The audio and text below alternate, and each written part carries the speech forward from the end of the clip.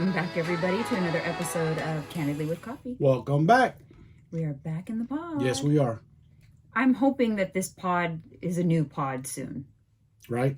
Yeah, meaning we're gonna hopefully eventually we'll have a room opening up, and then we will set it up as a podcast studio. And it'll be much more ideal, like layout and visual for YouTube and stuff like that. It'll be more conversational. But for now, this is what we got to do. Cheers. Cheers.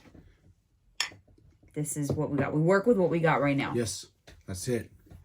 It's not like we got sponsorships, corporate sponsor money, none of that. We'd be a fancy studio if we had it like that. No, but we're gonna set it up nice. Little by little, we're getting there. I'm going to get some ideas and start thinking about like the best layout, what I like, looking at other podcasts and things like that. So we will be doing that next year. That'll be in 2023.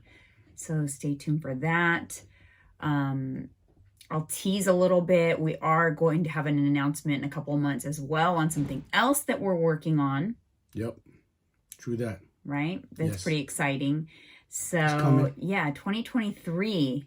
There is some stuff brewing for the Escobars over here. So stay tuned for all of that. And thank you so much for, we got a couple more reviews in. I appreciate that so much, you guys. Thank you, guys. Just a reminder, please leave us a review on Apple Podcasts. If you pull up our podcast on Apple Podcasts and scroll down to the bottom, there will be a little thing you can select that says write a review. You just tap there. Give us 5 stars and tell us what you love. We really appreciate it. It really does help us. And I'm going to remind you every episode. Every episode. Because repetition, that's what works for people. They need to hear it over and over so that when you have a moment, you'll remember, oh, shoot, I need to leave a review. Yep. So thank you so much for the people that have done that. Also, just a reminder, we are also on YouTube. So obviously, if you're watching us on YouTube right now, you know. But if you're listening to us, then just so you know, we're also on YouTube, and a lot of times I will put up pictures and visuals along with the episode. And on YouTube, that's the best place for you to correspond with us about the episode. So if you have any comments, questions, anything, I will reply, and I have been replying to every single comment on the show. Thank you guys for that. So comment if you have any questions, or if there's anything you want to know, or whatever. We can talk about it on the YouTube comments. So please don't be shy. Yeah, because we love it. We do. I share everything with you. I'm usually the one that's doing the responding, but I share it. Yes, you do. And you like it. I do. It's nice. Yeah. Somebody recently told me to tell Mike that they like him better than Joe Rogan. Because that's saying a lot. We know Joe's you love Joe Rogan. Yeah, I do. I like his podcast because he has different guests, different topics. Yeah, it's inspo for sure. For sure. I love Joe Rogan too. You know what's so funny is because you know what? This is what I love about Joe Rogan. He says you have to have a discussion. He leaves everything open. Yeah. There's no right or wrong. There's no I'm right or you're wrong. You have to talk about things. You got to decipher it. Let's talk about these. Right now, everybody's like my way or the highway. Yeah, and it's like okay. This. Sorry. It's okay to have different opinions, and he has people on his show that he doesn't agree with necessarily. Nope. That's what makes things interesting. Yeah. It's okay not to be always like in agreement with everybody. And that's why I like his show. Yeah, if he has something to say about anything, he'll say it. He said something Neil deGrasse Tyson he didn't agree with. That physicist dude on his podcast. Anyways, yeah, he'll pipe in and say, I don't agree with that. I don't think that's right. I like that about him. He doesn't just go along with it. You know what I mean? Like just because they're his guests. Yeah, of course. Tyler, like my son, Tyler, for those of you who don't know, he's 25, but years ago, like, I don't know, maybe 12 years ago, he stopped watching TV. Like, he didn't want a TV in his room anymore. And I was like, why? He's like, because I just listen to podcasts. Literally, this is like when they were not mainstream. Nope. And he would listen to Joe Rogan. Yep. He was only 15. Yeah. He would listen to Joe Rogan podcast. I'm like, what the heck is a podcast? Damn. And I felt so out of touch, but who knew that's like the thing is podcasting. Yes. Now, and Joe Rogan kind of like pioneered it. Dude, big time. He's the king. There's nobody bigger that I know of. Him and I want to say podcasting, but what's that famous dude? He's on Sirius XM. He's kind of controversial. Howard Stern? Yeah. Oh, yeah. He was radio. Radio. Like, he was a shock jock. Yeah. That's what they called the Howard Sterns back in the day. I remember I love would this show back in the day. carpool my nephews to school, and I would listen to Howard Stern, and a lot of times it was like not appropriate stuff. Yeah, I know. I was like, oops, probably should change it. Dude, he did crazy stuff. He was ahead of his time back then. Yeah. Stuff he did back then, he can't do now. Or get away with, or say the things that they said back then, they can't say now. It's like we regressed. No. I also feel like he's more conservative now. Way more political. Yeah, he used to be crazy. Opinionated about the vaccine. He got crazy with a lot of people just stopped following him, listening to him. So I wanted to, I don't know if I told you, but I guess I haven't given an official update on this podcast on my dad. I've talked about him being ill, but I guess I haven't done an official update. But I'm going to talk about it because I had a situation happen this week with a family member.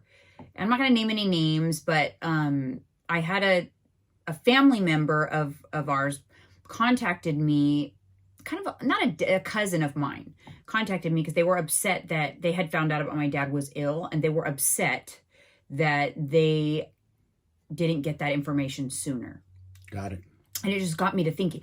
I mean, he was very upset. And while I don't agree with his delivery, I did step back from the situation and think like, okay, I put myself in the same shoes, I guess. You know, I figured like if, it happened to me and I didn't know like because it was, an uncle. So it's an uncle.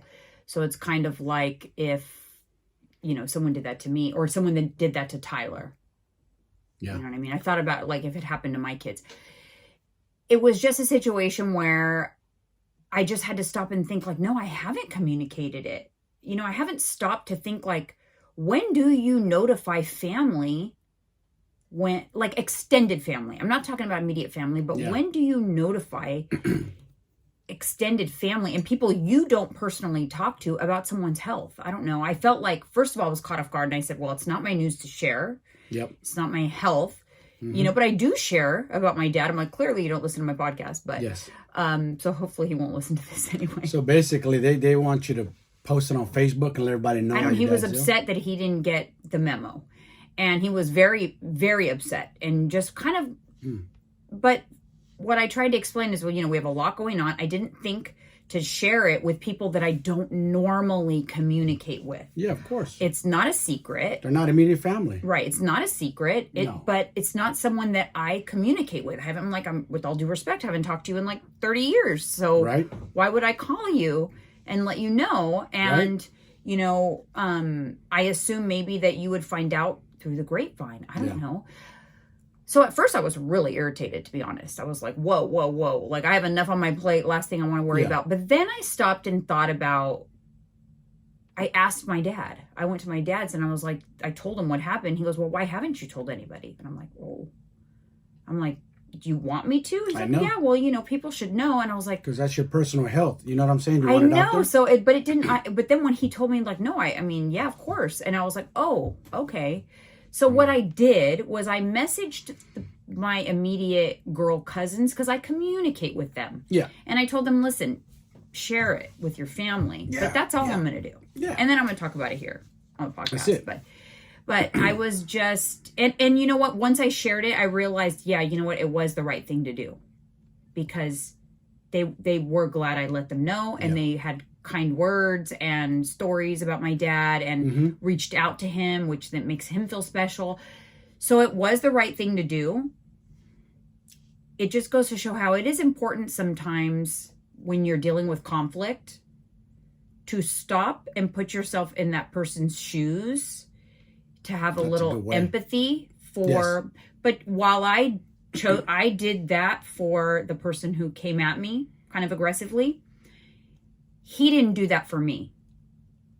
You see what I'm saying? Yeah. And that's why that conversation started very on the wrong foot, because he didn't do that for me. Gotcha. He didn't stop and say and think to himself, wow, I'm upset that I didn't have this information, but let me put myself in her shoes. Yep. She's got a lot on her plate. People never do.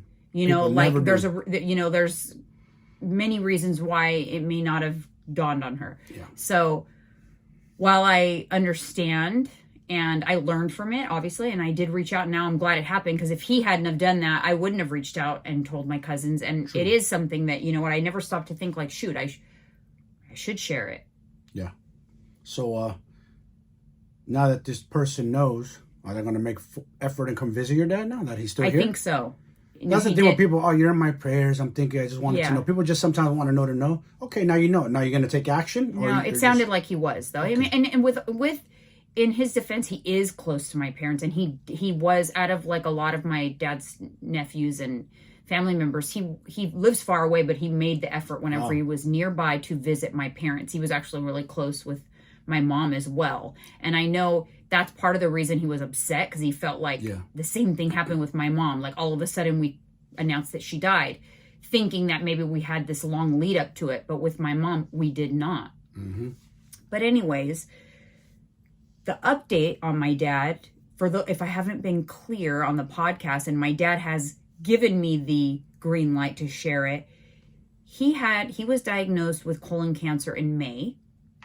We had surgery for that. He had emergency surgery. He recovered. That I shared. He recovered from the surgery. They said they got it all. It was, stage 1, and they felt he was cancer free.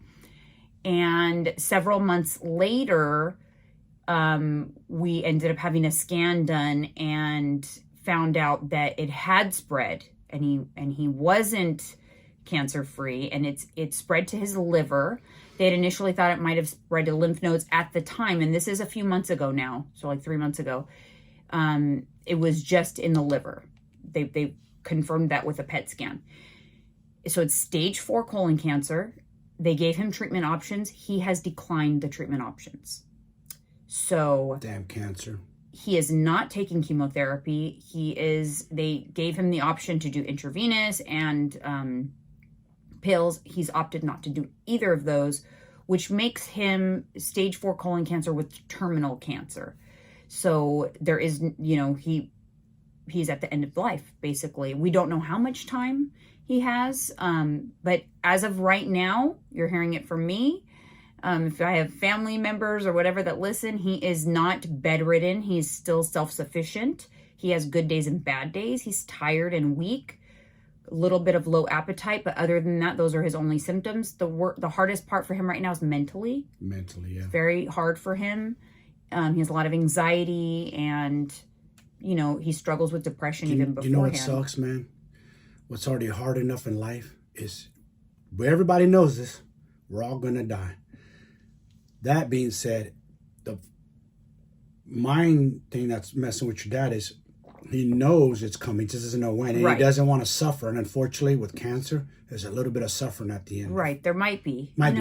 Hopefully, and yeah. Maybe not. I don't know. Maybe not, because we just have to see. Everybody is different, and so I don't want to necessarily speculate there. But it did make me think of something, because when I shared the news, someone said, like, and I've told my dad this too. I'm like, Dad, we're all going to die. It's not just you. And I might die before you still, and you don't know. And it's easy to say that. It's very easy to say that. And I'm guilty too. I say that. But if you stop and think, it is significantly different to know you're dying than to know you're going to die. Mm-hmm. There is a difference. Yeah. So I have to be more sensitive to that too, because I've said that to him. And I say that to him frequently, but when it was said to me by someone, I kind of thought, well, that's insensitive, but I've said it to him. But I'm like, because I know we're all going to die. Yeah. And we could die tomorrow crossing the street. But be sympathetic and empathetic to the fact that it is a lot different to know you're dying than knowing you're going to die eventually someday. Yeah, it's true. Way different. It's very different, especially when you're at the end of life. Well, and another thing is, what does he have to look forward to? Right. When anyone's dying and they know they're dying, what do you have to look forward to? Right, because isn't that what keeps us going? Every day. You wake up, sunshine. Your family, your kids, your dogs, you think whatever the motivation is. Anything, Christmas or things to look forward to. Mm-hmm. And to him, any date in the future is closer to his death. Yes. And you have to be sensitive to that with people. You have to Yes, be. you do. And I've learned, I'm his primary caregiver, I would say, and I've learned a lot through the process. I'm still learning every day on how to deal with him and how to make him feel best and feel, most comfortable and lift his spirits. It's a very daunting task to lift somebody's spirits who, like you said, has nothing to look forward to. Yeah. You just have to every little day that he could be happy is a win. Celebrate those days. I tell him that. I remind him that every day. So when you feel good, take advantage. Get out of the house. Get some sunshine. It's a good day. Walk, yes. You're still here? You're still here? Yeah. Lately he'll be like, I don't feel the cancer today. It's weird. I don't feel the cancer. It just feels good that day, which is good. And I'm like, that's a good, Dad. That's a good day. Today's a good day then. Let's enjoy the day. We'll take the small wins. Yes. While we get Small them. So wins. anyways, that is the update on my dad. I'll keep you guys updated. I know a lot of people ask me and they give all their well wishes and things like that. And I appreciate that. It just, that is something that is going on in my life that's a big stressor and I don't have control over it. So I have to control all of the stress in my life that I do have control over. I have to be mindful. That's kind of what you preach, not to get off topic, but the industry you're in, as a coach, is you tell people control with what you can control. Right. You can't control outside forces. You can't control the tornado, the rain, the storms, nothing. But you can control yourself. Yeah. You're responsible for you. You're responsible for what you put in your body. You can control your reactions too. Yes, you could. Your reactions to things, how you process them. Yeah. Take a deep breath and don't jump the gun into things. And I have to follow that advice. I've gotten better as I've gotten older. Before I used to jump quick. You did. I did. I try not to no more. Yeah. I'm trying to be more mellow. I'm older now. That's I guess this is what happens when you get older. You mellow out. But I have my moments where I want to explode. But it's dangerous for me because I got to keep my blood pressure low. Yeah. It's not good for my high blood pressure. So I try not to be reactive. People cut me off. I used to get pissed. You remember that? Some people have serious road rage problems. I let it go. You will have you could have a heart attack or something the way some people get with traffic stuff. Yeah, you got to be careful. Plus, nowadays people are angry. You don't know who has a gun or will shoot at you. It's common out here now. People are doing highway shootings left and right. A lot. Angry. People, a lot. You don't play. So I don't honk at them. Just let it go. Go about your day. It's not worth it. I don't think I get too much road rage. You know what helps in terms of stress as well, piggybacking off that conversation we had last episode, is not being in a rush. You will have less road rage. You will be less stressed when you drive. Yes. You will just position yourself time-wise to where you're not always in a rush. Add cushions to your day. That is what controls a lot of my stress. I just don't cut things too close, even to my classes, to whatever. I wonder how much, if there was a way to measure how much stress that causes the people in society when they're always in a rush fighting against the clock. They get up in the morning, they're in a rush. They're whatever they're doing at work, they're in a rush, always in a rush. I hate that feeling where you're always in a rush. It's like life's just blowing by you. You got to step back a little bit. I try to... And the stress of always being in a rush, the anxiety, because you taught me we used to go, not to get off topic on this, we used to go to the airport. We gave ourselves plenty of time. So we're there, getting comfortable, put our bags down, and when the plane's ready to go, we're ready. Well, we're not scrambling last second, because we've done that in things. Very rare do I do that. It's only someone else's fault usually. I always say, I don't put myself in these situations. You don't. I don't cause myself undue stress and anxiety when it is preventable. That's a good word to think about. Undue. Don't cause yourself undue stress and anxiety. It's preventable. It is. You know that email you're at home trying to finish before you go to the airport? Be more strategic. Do the email at the airport. What Wi-Fi. Can you do that you can leave a little earlier? What can you do at the airport if you're at the airport a whole hour early? It's not that's wasted time. Restructure your day so that you can utilize that time that you're sitting in the airport waiting area. Yeah. But so that you get to the airport in time. So it's just one of those things. And think about other things in your life. Like for me, if I have to edit a video for TikTok or something like that, I'll think this is something I could do from my car, right? So rather than be rushed when I go to my Orange Theory class, I'll save things for car time. And I arrive at class 15 minutes early and I sit in the parking lot. It's not wasted time. It's strategic time. And I think, okay, I'm going to edit my video or I'm going to film a video. I use that time. And then I'm also not stressed. I leisurely walk into class and I'm never rushing. They're not already sitting at the machines. And I start not in a stressed out situation. I do not put myself in situations that are stress for no reason that I can prevent, because there's a lot of stress you can't prevent. Nope. A lot. There's lots you can't prevent. So control the controllables, like I like to say. Yep. That's good advice, though. You know, you're telling people, they're trying to think, how do I figure out time management? You got to practice it. You just got to how to do it, and it becomes repetition. Before you know it, it's automatic. You're used to leaving early. It clicks. Yeah. You're not like, I'm one of those last minute guys. I've gotten better, but I used to be real bad. Push it to the last freaking second. And let me tell you, that caused me a lot of anxiety. It does. For nothing. Stupid. Stress and anxiety. Because what if there's an accident? What if something's going on the road? I need to get to work or anything. Then what's going to happen? You're also going to have more road rage. You're going to be pissed off at slow drivers. Yes, that's happened. Guilty. But if you are not in a rush, you got a podcast on. You're like, I'm enjoying this drive. I don't care if it's taking me longer because I have a cushion. Yep. I never care. I actually love the driving time. I'm never in a rush. I know I've become that way. It even irritates you sometimes. I can tell when I'm driving, you feel like I'm not going fast enough. It's because I'm not in a rush. Yeah.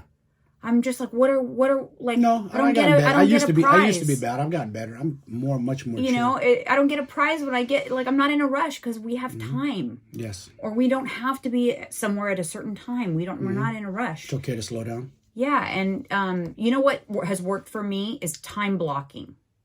I literally bake in the drive time. So if I have a class on my calendar, I don't just have the class on my calendar. I have the time it's going to take me to get there and the time it's going to take me to get home. All of that time is blocked. So you know what you have time for. If you block out your calendar and include everything, things that take time, getting ready. I have a getting ready block because it takes time, right? And if my whole day is crammed up and I haven't blocked out time to take a shower and get ready, when am I going to do that? When I'm on a conference call? That's true. Not going to happen, right? And then I layer in things that I can, layer in. So like editing a video in my car, recording a video in my car, that's baked into that driving time, right? Because that driving time gives me more than enough time to get there. Yeah. People need to learn this way because you learn your system, it makes life much easier. Yeah. It also helps so you don't overextend yourself. You know how it helps you to learn to say no and say no with confidence. Because if someone's like, hey, you think like tomorrow you can give me a ride to the airport? I'll pull up my calendar and I'll look and I'm like, you know what? I have no slots available to make that happen. I'm sorry. Yes. Because don't you find that sometimes you overextend yourself and you're like, oh my gosh. And once you commit, you don't want to look overcommitted. You don't want to look like the bad person and back out. Right. Like a flake. And then you put them in a bad position because now they're relying on you. Exactly. But now on that same token, if I have things on there, sometimes I just have time blocks where I could move them around. They're not detrimental.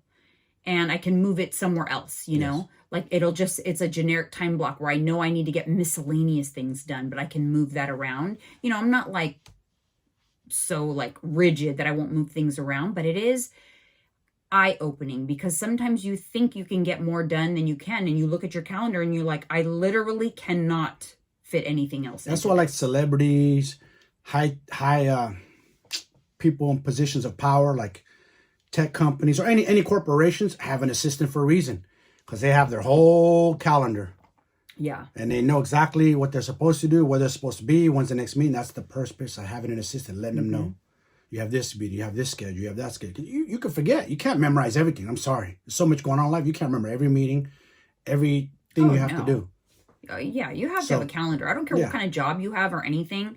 And I actually just talked to my clients about this, is challenge yourself to do some time blocking and put in the things, put in those non-negotiable things first.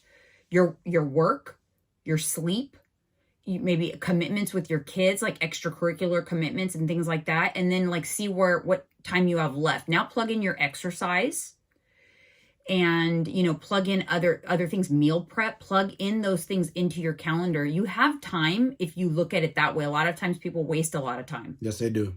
They're wasting a lot of time scrolling and all of that. Yeah. You know, save that for when you're, you know, sitting at the DMV waiting for your appointment. Scroll then. It's leisure time, you know, it's layered into something else. Do not use quality time to like do things that aren't mindless. Yeah, that are mindless. Yeah. You know, use that scroll when you are waiting for your food to heat up. Yeah. Or, you know, like when you're doing something else, multitask. Yes. Yeah. Anyways, onto don't sit on the couch for hours at a time. Hot coffee of our hot coffee topic of the episode, which is I can't record this episode without talking about this. I was actually going to do a Q&A episode today, but I'm going to hold that off for Sunday. I have a bunch of questions, but good. Because I can't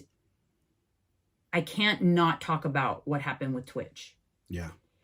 The DJ, the comedian, he was on So You Think You Can Dance. And I have to use the word unalive because I cannot use the proper word because this video will not get seen.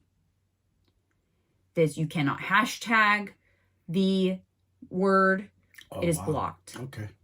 Damn, how'd you know that? Because I looked it up. Wow. I looked it up. He unalived himself on Monday, checked into a motel with a bag, and didn't check out the next day. And his wife, 11:15 a.m. Yeah, his wife, Monday, frantic, went to the police and said it's very unlike him, that something is wrong. And then the maids found him the next day because he didn't check out of the motel. And I have to say, I got chills when I read it. Chills, because other than the fact that you survived, it is verbatim exactly what happened with us. The story. That could have been my story. Yeah. I pretty much did the same thing. Because it was the same thing. You left. We had plans. You went missing. You stopped answering your phone. Your phone was off, and it was very not like you. And I reported you very quickly, within hours. And someone's like, you know, sometimes the police told me sometimes grown adults don't want to be found. And I said, you don't understand. Our relationship's different. I know my husband. Something is wrong. You were literally not even missing for an hour, and I knew something was wrong. That's how quickly I knew, because it was so out of character for you to turn off your phone and then not show up to a family event that we had plans for. Yeah. I knew, and it just literally the blood drained out of my body when I read that story, because I felt like it could have been me. That story was written about. And it was just devastating. And I just wanted to address it because, first of all, the social media comments and stuff on it, you know, people just don't understand. They keep saying, like, I don't understand. He had a beautiful wife, kids, money, you know, everything going for him. It doesn't make sense. They got it all wrong. You guys got it all wrong. Has nothing to do with money, riches, fame. Just go down the list and look at how many celebrities are super ultra rich. Robin Williams, super rich, worth like $100 million.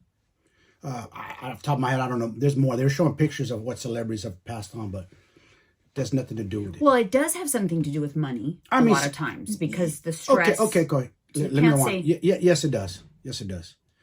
For their instance, for their case, they're rich. No, but that's the perception. We don't know what's going on. Oh, no. Yeah. We don't know. And that's my point. My point is... Yeah, you never know. You can't speculate because you don't know what is going on in their life.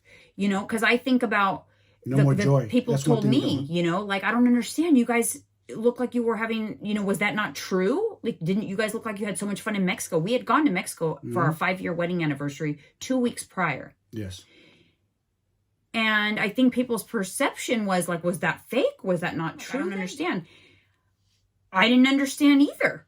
We did have a good time on the trip, and you were struggling internally in silence. Yes. You were struggling already, but you were struggling in silence.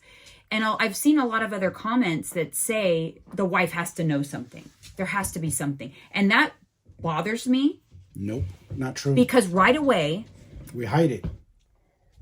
Right away, people want to look to the wife. Yeah. They want to look. She's got to know something. They want to put blame. You know what they always want to. They want to do this. Point fingers. Put blame. They want somebody to blame. Like, you're the person that's responsible. No. Right. And I want you guys to remember that hindsight is 2020. Hindsight is 2020. When you are living with someone day to day, you know their patterns, their movements. You know everything. You know, if you called me, I'd answer the phone. No, I know. Yeah. But beyond that, though, I'm saying before that. Yeah. Did I start to put things together that something wasn't right? With me? Yes. Yeah, you did. But I did not, stress and life stuff. Because I remember I started really thinking about this once I read the story. Leading up to it, before it happened, I remember I could tell you were very stressed. And we left the gym and I said, your stresses at the time were a lot financial. Mm-hmm. It had to do with financial stuff. A lot of it, part of it. Was financial.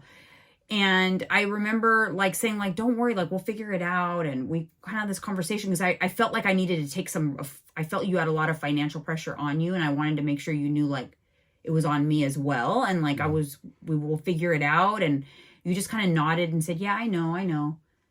Because as men, it's hard to let people know how we're feeling. Because then as a man, you don't want to be judged. Then you think people want to think you're weak or you're soft. All these assumptions that we put in our head. But it's important to talk about this because now that I've talked to other friends about it, they'll reach out to me when they're having a moment. Mm-hmm. They're not dark like I was, but they're getting in that direction. I just kind of stop them and tell them, hey, look at things you have to look forward to. Don't look at the negative.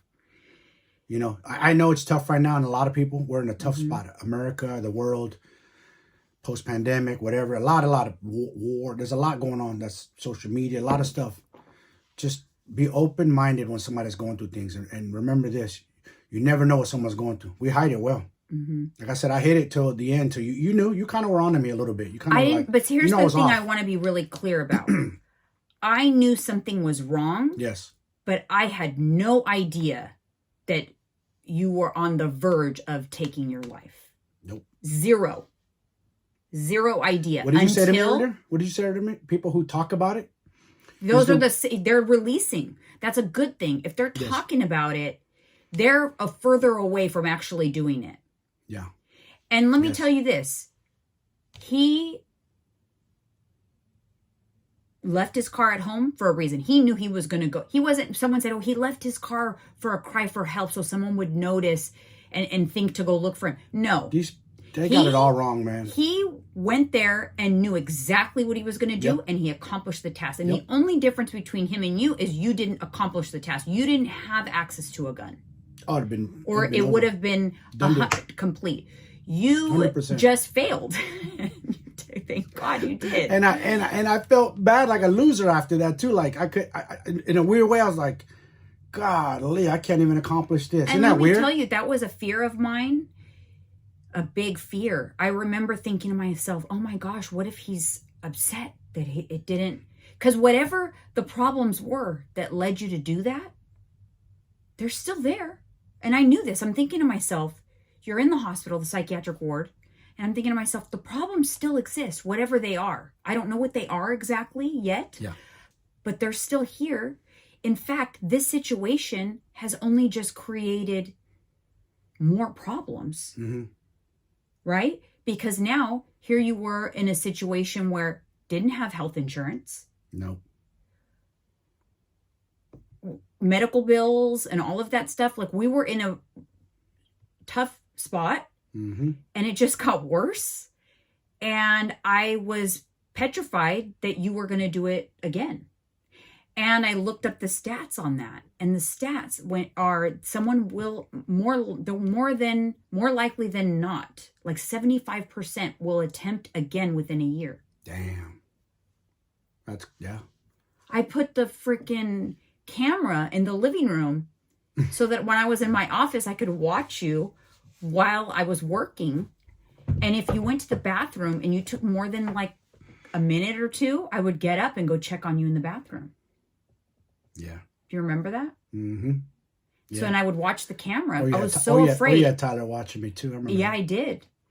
And I didn't want you to even close the door. I didn't want you to lock the door, the bathroom, close the door. I was petrified. It was a tough. How did I get there, man? If people look, see, here's the thing. People who know me, for the most part, look at me like this tattooed, strong individual. I train in Muay Thai boxing. Yes, that's all external for sure. Internal though, it doesn't matter. When you're going through it, man, you're going through it. You're having a dark moment. It hits you. And as men, we feel like failures, like we fail our wife, we fail our kids, we fail our life. That's also a deciding factor. You start thinking about you're no good to nobody. Listen, I feel like there's a tie to men in their 40s. I believe he's in his 40s. Look, shall I look it up? I just want to look it up. So I believe he's in his 40s, but there is a connection yes. to somebody who is in their 40s. It's like the perfect storm. And then so they're having maybe he could be younger, but hold on, I'll tell you. Dead at 40. 1982. 40. Sheesh, man. He's 40. Something happened even to me in my 40s. It's a mental thing that happens, and then dealing with that, and then usually other things layer in. So maybe there was financial stress that we don't know about. Maybe there was something that he was afraid to share with his wife. Yeah.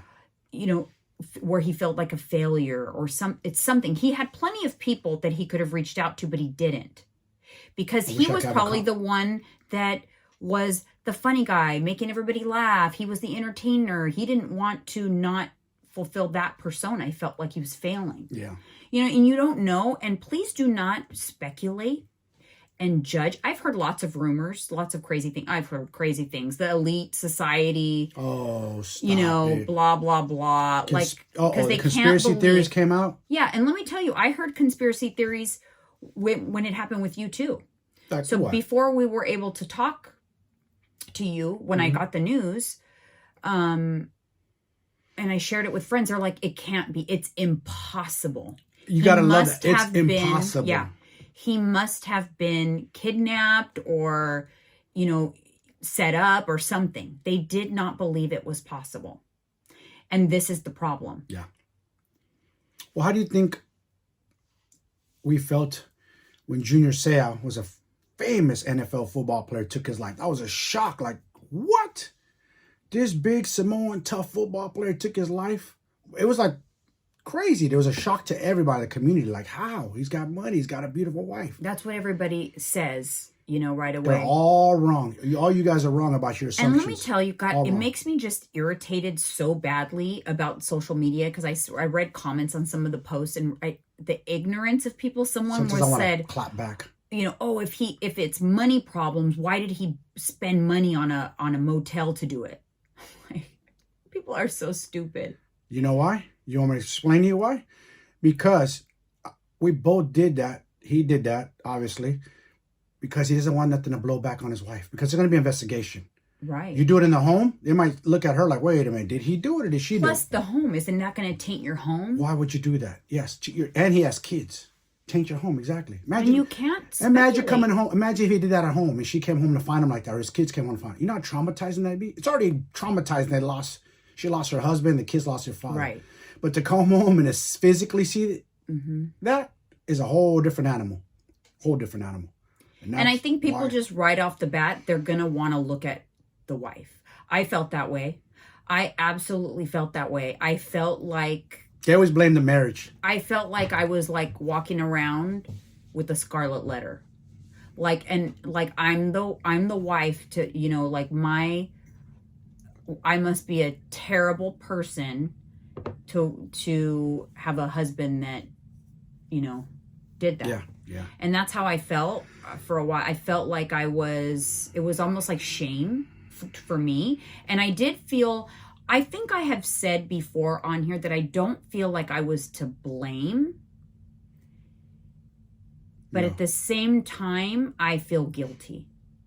because You feel like, let me ask you this while we're on here. Did you feel like you failed me as a wife or something? Of course. And while That's I what don't I felt feel like towards you. it was my fault, I No. feel like I could have done more. You know, I could have questioned more. I could have been a little more aware, you know, of what was going on. Yeah. And I think that now I have just a different mindset on who is capable of taking their life, and it's anybody. Anybody. I thought it looked like something more. I thought that the person who would be close to doing that would be a lot more, look dreadful, look miserable, and Nope. you didn't, because you were trying even more than ever to put on a happy face. I was. You know, so because you wanted so badly to keep it a secret. Yes. And even then I still noticed, but I just was mad at myself because I remember thinking, because I knew once a few hours went by and I just started to think of all the scenarios that could happen. I don't know what dawned on me, because I never thought you had a Xanax problem leading up to that. But I specifically went and looked in the bedroom, and I noticed that you left your wedding ring behind, and your bracelet that I gave you, you left it, which you never leave the house without your wedding ring, unless it's like the gym. So right after, when I saw that, I started looking through your stuff for notes. So like it dawned on me, and I don't know why, because it never dawned on me that was even a possibility.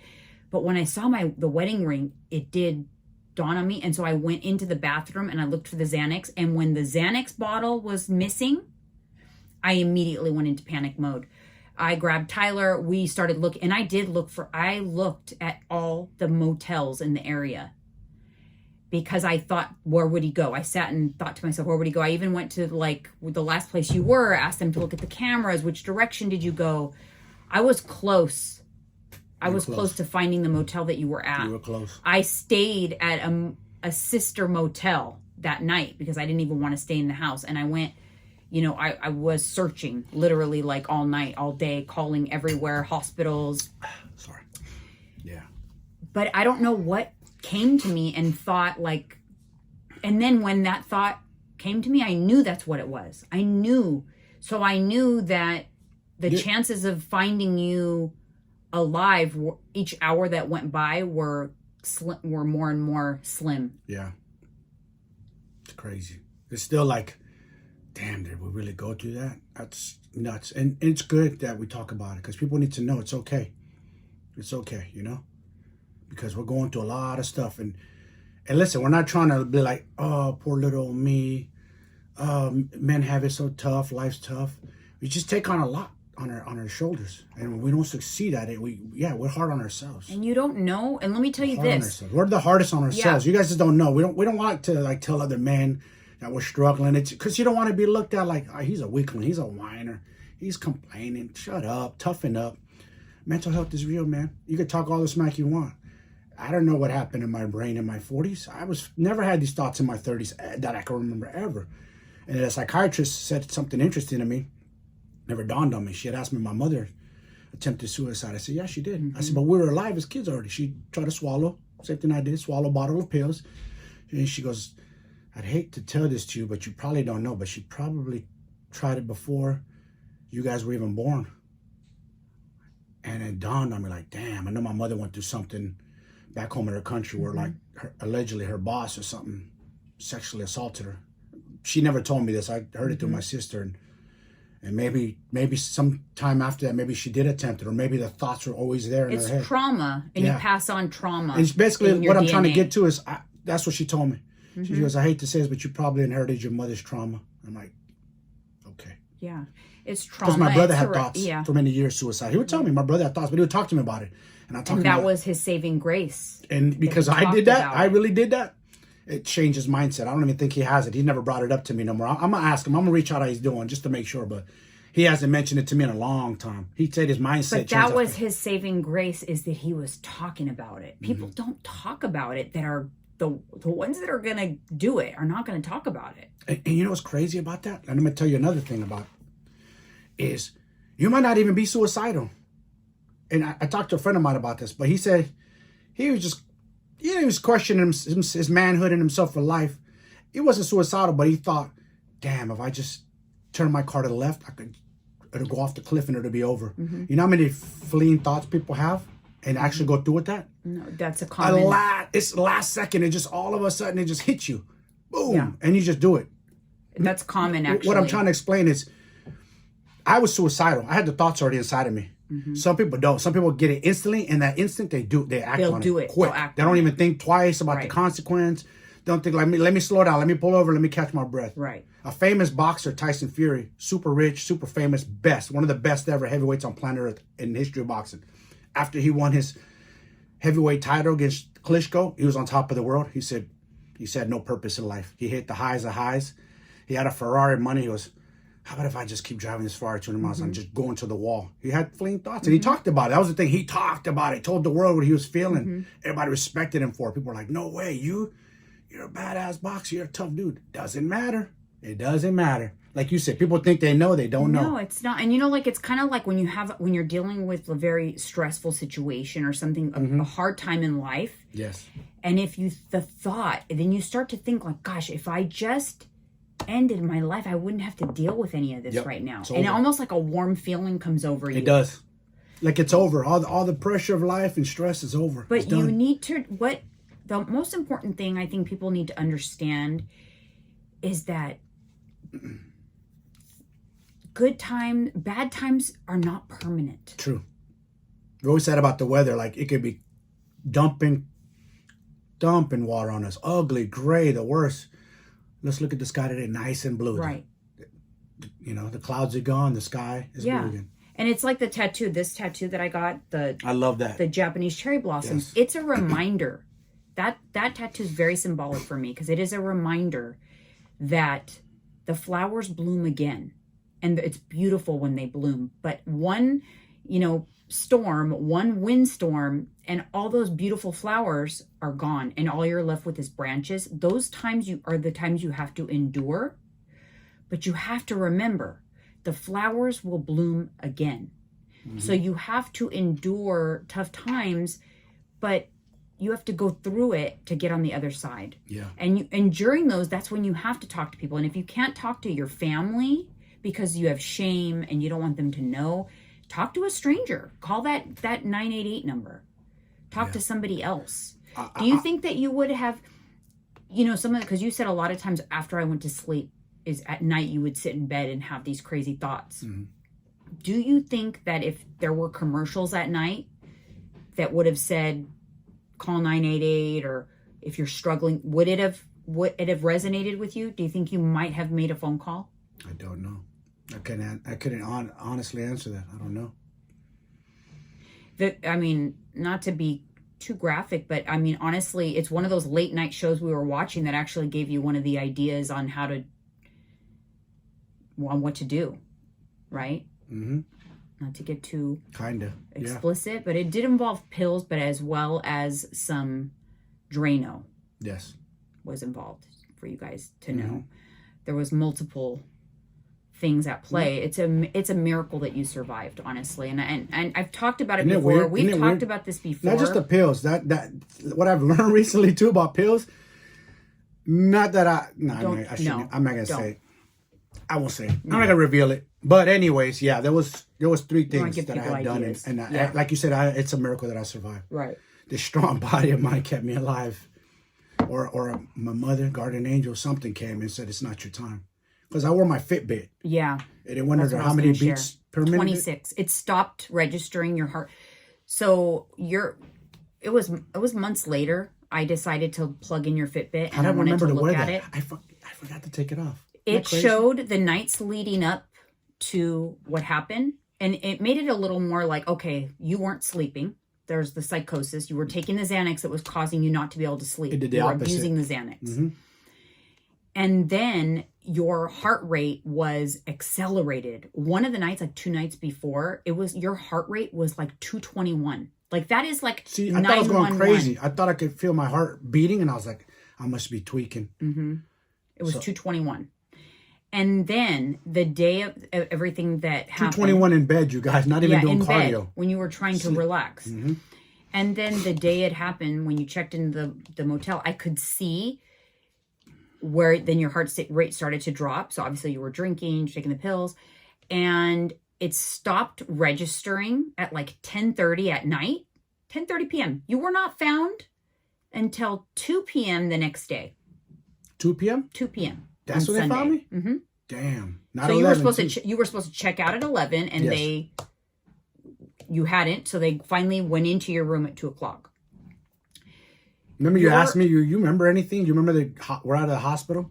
I don't remember. Well, the Fitbit stopped registering your heart rate. It was at 26 beats a minute. It stopped. It went. When do we die? When did you? I mean, I know it goes to 0, but. Well, it stopped. I don't know. To me, if I would have looked at that, if you hadn't survived and I would have looked at that, I would have thought, okay, this is the time of death. Yeah. So your heart, you were hanging on by a freaking thread. And when they gave me your backpack that you had, the bottle of pills was in the bag. And inside the bottle. They gave you my prescription bottle back, huh? Inside the bottle was one pill stuck to the bottom of the bottle. And I thought to myself, this is the pill that would have been done me in. This pill that stuck to the bottom of the bottle. I just was shocked, at the thought of that, especially after seeing the Fitbit information. So it's just crazy to me that you did survive it, but you did survive it. And we do have this platform now. And I remember talking to you through that time and telling you, someday we're going to be able to talk about this. Remember? Yes. I said, someday we're going to look back. This is going to be a distant memory, and it's going to be one hell of a story. Remember we were walking, and you were talking like, we should start a podcast. And I was like, yeah, okay. Yeah. I was kind of like, whatever. And then eventually you just did it. Right. And here we are, almost 3 years later? Maybe 3 years and a month. Yeah. And who knew that you'd be able to, and you never know. There's one person could be hearing this right now, and it could help them. Yeah. Just one person who's, I want you guys, remember, you're just want to pull something up to show people, and I'll put it to the camera. A friend of mine posted this up because he's been following the story like crazy and telling people, please, you guys, please. Men need to know it's okay. So I'm going to put this to the camera so you could kind of... Well, I'll put it up. Okay. Yeah, I'll put it up on the video. But it says, men need to know it's okay to ask for help, to break down, to cry, to need support, to be vulnerable, to go to therapy, to not be okay, to talk about feelings. Yeah. It's hard for us to do that. I don't know why. It's hard. I mean, it's not just men here, too. It's women, too. I know. Yeah. It's women. But, for sure. Yeah. But it's crazy how many... we commit suicide way more than you guys. Yeah. It's crazy. Because it is more acceptable for a woman to have emotion. And when you hold things in, that is when they're very destructive. Yeah. If something is held in and it's erupting on the inside, it's going to cause much more destruction. If a bomb goes off inside something that's enclosed, it's going to destroy it, right? Mm-hmm. But if it goes off in the middle of a field... Mm-hmm. Less collateral damage, yes. Right. Much less collateral damage. And so talking is so important. And it not only, and it made me stop and think, just because, I went through that with you, it's like, I can't forget, like, I have to check in on my son. I have to check in on my daughter. I have to make sure they're okay and that they know that there is nothing that's worth losing your life over. No. Nothing. No problem. No money problem. Like, with family and loved ones, you could get through anything. Yeah. I'm lucky I have a support system. I have you in my life, family. Imagine the people who don't. You use tissue. Oh. Oops. Oh. I know, and so you have to remind family members though that you are there for them and they don't have to be okay. And on a totally different scale, I'm not going to really put myself in the, like, I've been suicidal, but this year I've faced more hard times than I have in my entire life. Yeah. And it's tough too, what you've been going through. My old self, I would say I would never have communicated as much as I'm still lack communicate. I still don't communicate my feelings as much as most people. Yes. I keep a lot of things in. You do. But this year I did release more than I ever have. I let it out, and I know that helped me. You know, I know that it helped me. I mean, it was weird. It was like the perfect storm. My mom died, and then my dad got cancer, and then we lost Diesel, and then when we lost Karma, and people look at me like, "Oh, you reacted so much as your dog dying." It wasn't. It was just my dog dying. It was the culmination of the perfect storm. We got beat down. Took a beat, and I had to let it out. Yes. And I remember just one day just turning on my camera, and I just let it out on camera. That's good. And I posted it. It's like 5 years ago, or even a couple years ago, I would have never done that in a million years. Not only of why I have not let it out, I wouldn't have let anybody know what I was going through, but it helped me to let it out. It does. It's good to talk about it. It helped me to let it out. And I think it's a pride thing. It's like sometimes when you feel like you are the strong one for other people, and this is where I know you felt that way, you feel like you can't, because then you're going to let those people down. Yeah. Sorry, I get emotional because I feel. But it's true, and I feel like you felt like you failed me. Yeah. That was one of the things that you felt like you failed me as a husband. Yes. And that's how I was feeling. Like I failed, like I'm supposed to be the strong one, the matriarch for my kids, and how am I not handling this well? I need to be strong for them and not show weakness. I didn't want them to see me cry or whatever, and I think that's not the right thing to do. Nope. Your kids knew you were hurting bad after you lost your mother. They were super concerned. Your daughter was concerned because they know you're not emotional. You don't cry. But that's your mother. I don't care. But tears are good. Yes. Tears are good. Like the way you cry now more easily, you never did. You used to be angry about tears. You would say, I fought it. Like, I don't cry. I don't like it because my father told me, only girls cry. I'm old school Latin dude. We're not supposed to cry. That's how I was raised. But and men and people need to cry. You feel better after you cry. Yeah. Every time that I cried this year, which is more than this year than my entire life put together. Yeah. I felt better after. It sucks to be in the moment. It's kind of like when you have the stomach flu and it sucks to be throwing up, but you know you're going to feel so much better after you throw up. That's what a good cry feels like. I'll give you an example of crying, because you know how people look at crying like it's a negative, like, oh, he must be so sad. He must be heartbroken. No, I'll give you an example.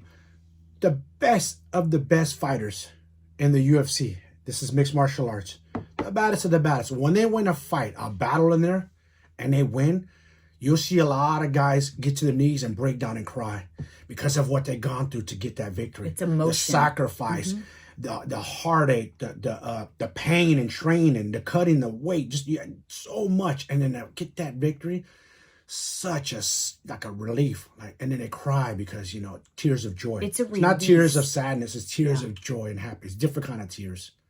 So we have different kind of crying. Yeah, I mean it's a release. It's a release. It's pressure it's a release. Bursts pipes. Facts. Pressure so you gotta let it out. That's why, like the people that are talking about it, good for you, because you are helping to release some of that pressure. You're letting it out. It will feel better. Yes. If you let it out. When you hold it in, it builds up, and it could manifest into some crazy thought when you're driving, like maybe if I just jump up and throw my car off the cliff. Yeah. Or jump in front of a train, or catch the bus with the tourists to Golden Gate Bridge and do that. A lot of people do that too. I mean, it's crazy, man. It's crazy. It's nuts. It's crazy. But one thing I do know is that when we watched this special one time about people that jumped off the Golden Gate Bridge and survived. Yeah. It was a really good documentary. Yes, and one thing that was consistent with every single person, not one of them said they were upset that it wasn't successful. They were so grateful that they were not successful. They were grateful that they're still here. Yeah.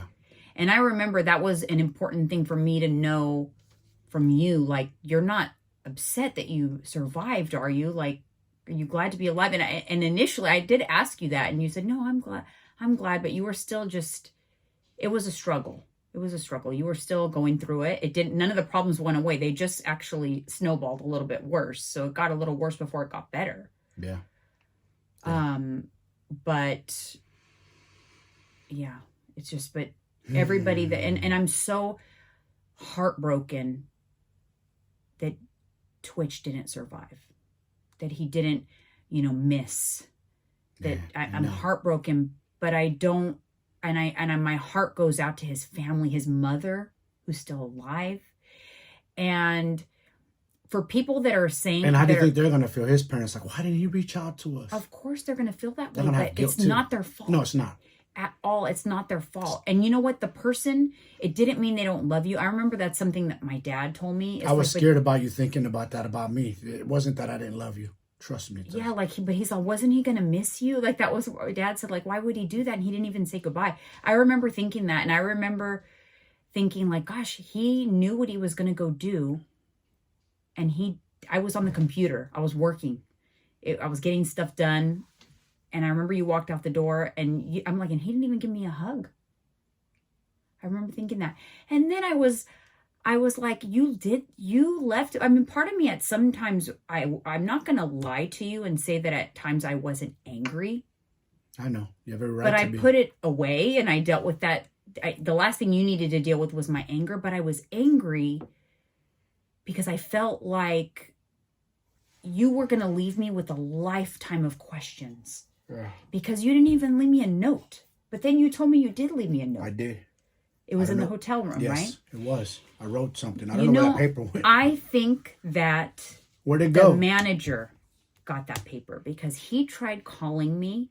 He was given my information, and I was given his information and said he wants you to call him by the police officer. I think he was going to give me that note. That's what I think. But I didn't call because I was afraid that you had damaged the room. And like, I am like, the last thing I needed was another bill from now the motel. So I just didn't call. I avoided it. Yeah. But he was probably going to give me that note. Maybe I would have called if you wouldn't have survived. I don't know. I wonder how many suicides happen in motels. That's crazy because, it's crazy. It happens. See, it's a common thing. They need to be trained. They need to train employees to like look for the signs. Paying cash. You paid cash. I did everything. You paid. But is that what Twitch did? I don't know if he Probably did. Motels usually accept cash. I don't know, but you paid cash. You turned off your phone for like to find my iPhone. You did all the things so that I couldn't find you. I even, I know this is kind of rambling on, but for a while I was afraid every time you left in the car. I put a tracker on the car without you knowing. You did. Because I just, not for any reason, no jealous reason or anything like that, other than I just never wanted you to be able to go missing where I couldn't find you immediately. Yes, that was smart of you to do that. And I forgot about the tracker after a while, and it was like maybe a year or two later, you came home, we're like, I don't know what happened, but there's a tracker on the car. Because your car got damaged, remember, I had to go to the shop? Yeah. And then my guy called me, he's like, hey, I got something to show you. And I show him, he goes, you got a tracker? I go, he goes, maybe because they used to rent this car out and they left it there. I go, yeah, maybe. And then I asked you about it. Like, I never knew we had this. And then you came clean and told me. I was like, uh-oh. I felt so guilty because it was long after. So I thought you were going to think it was like for other reasons or something. Like, no, not at all. Anyways, I'm glad we could have a little bit of a laugh because it's been very sad. It's been weighing very heavy on my heart. My heart is heavy. My heart is heavy. Many people are affected. And if anything, this is very tragic, but I truly believe that losing his life is going to save lives. He's going to save lives. Unfortunately, his wasn't able to be saved, but having this happen and it becoming very mainstream and everybody's very impacted. It's kind of like, this reminds me of when Kobe Bryant. Yeah. When Kobe Bryant died. You know what I wanted to... The world is impacted. I've been wanting to do this for a while. I just don't know how because I'm not technologically savvy like you are, but I feel like I need to start a YouTube page to talk about this to men, just to reach out, talk. Just talk. Just talk. Tell them it's okay. I know.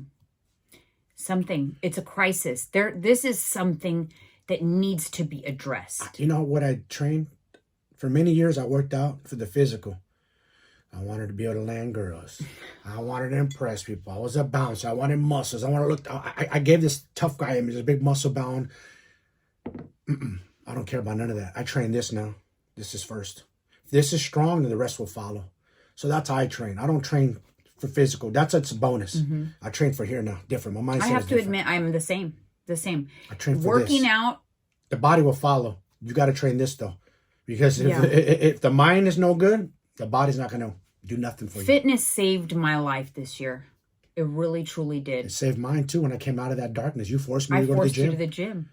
Read books, forced me to the gym, and by doing that, you kind of got my endorphins, everything going again. You got to hack the hormones.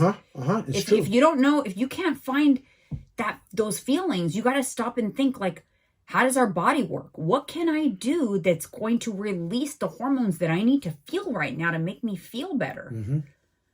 Yes. You know, and I knew that you needed vitamin D. I knew that you needed exercise. I knew that you needed to get out of the house, that you needed to get shower, get ready. Yeah. Get off the couch. You know, I knew that you needed to do all those things. And anyways, guys, sorry, this was a little on the heavier side, but you know, we hope we can help someone though. Yeah. That's all it is. We just want you guys to look at everybody and just know you don't know what someone's going through, and ask them if they're okay. Ask your husband, your brother, your father, your wife, your sister, your cousin. Check in on everybody, man. Be nice to each other. We're in tough times.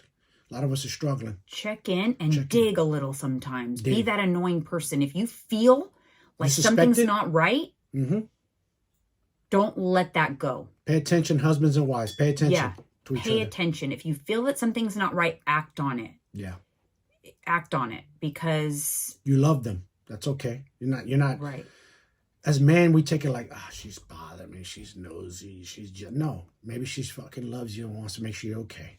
That's all.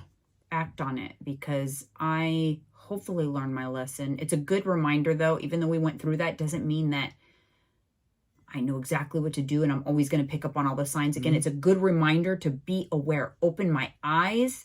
Pay attention to my loved ones. Make sure they're okay. Yeah. And if you are feeling off, feeling suicidal, whatever you want to call it, if you're not in a good place mentally, seek help. They have a hotline now, 988. Seek help. You can get free assistance. Seek help. We'll be back on Monday with a new episode, and that is, we will address the questions. So thank you all for those of you who submitted questions. We will be going over those questions. Hopefully we can make it a little more lighthearted on the next episode, but I just couldn't let this episode go by without addressing the big, huge elephant in the room. My heart goes out again to Twitch's family, his wife, his parents, and I hope that they get the support that they need and know that there's, it's not their fault. Yeah. It's not their fault. Even Ellen is crushed, Ellen DeGeneres. All right, you guys, thank you so much. Thank you. See you in the next one.